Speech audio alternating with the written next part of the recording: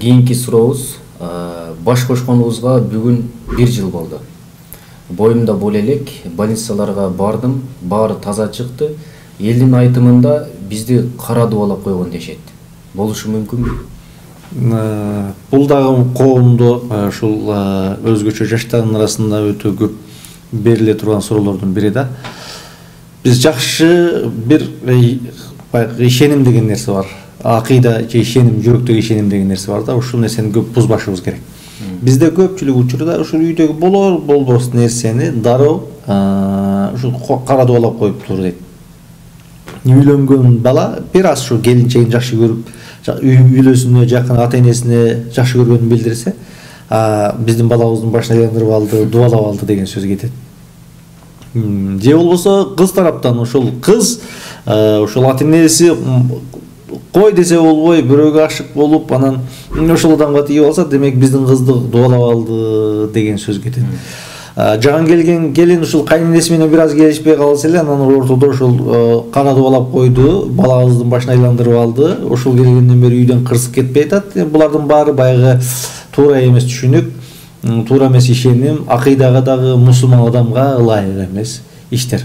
Болор болсун нерсени ушул кара дубага сөйүп кое берген дурус эмес. Мусулман адам, намаз окуган адам, эртеликке зикир менен, дуа менен жүргөн адамга кара дуба да зыян бере албайт, сыйкыры да зыян бере албайт, көзү да зыян бере албайт. Жалгыз гана Кудай Таала зыян берет, жалгыз гана Кудай Таала жакшылык берет деген ишеним болуш керек биринчиден. Экинчиден,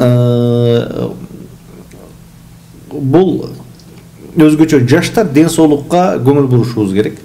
Үйлөнүп аткан жигит, өзгөчө 12, 13, 14, 15, 18 кара жумуштун аркасынан, баягы кара курсактын аркасынан деп жүрө бербестен, кыздарга ата-энеси көңүл бөлүп ден соолугуна кам көрүш керек.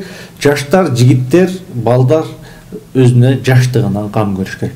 Жаштык, мастык деп баягы жүрө берет, анан кийин ден соолугуна суу өткөзөт, бутуна суу өткөзөт, анан кийин барып ушул аягы ушундай туура эмес иштер менен бүтүп калышы толук ыктымал. Же болбосо баягы жаман иштер менен, бузук иштер менен жүрсө дагы акыбет ушул нерсеге барып калышы толук ыктымал.